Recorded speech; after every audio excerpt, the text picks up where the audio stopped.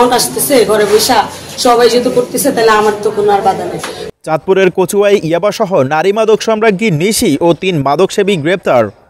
আহসান হাবিব সুমনের তথ্য ও ভিডিও চিত্র দেখুন বিস্তারিত। চাঁদপুরের কচুয়া উপজেলায় অভিযান চালিয়ে ৬৪ পিস ইয়াবাসহ নিশি আক্তার আঞ্জুমান নামে এক নারী মাদক সম্রাজ্ঞী ও ৩ মাদক সেবনকারীকে গ্রেপ্তার করেছে কচুয়া থানা পুলিশ। বুধবার রাতে গোপন সংবাদের ভিত্তিতে কচুয়া মডেল মসজিদের পেছন থেকে তাদের গ্রেপ্তার করা হয়।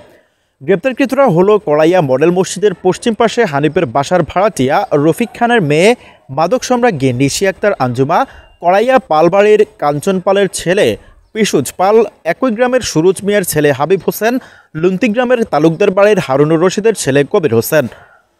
কচুয়া থানা পুলিশের অফিসার ইনচার্জ ওসি জানান, দীর্ঘদিন ধরেই নিশি আক্তার মাদক ব্যবসার সঙ্গে জড়িত থাকার অভিযোগ ছিল।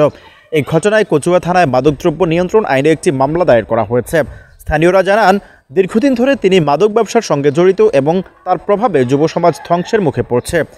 এলাকাবাসী তার বিরুদ্ধে যথাযথ ব্যবস্থা নেওয়ার দাবি জানিয়েছে।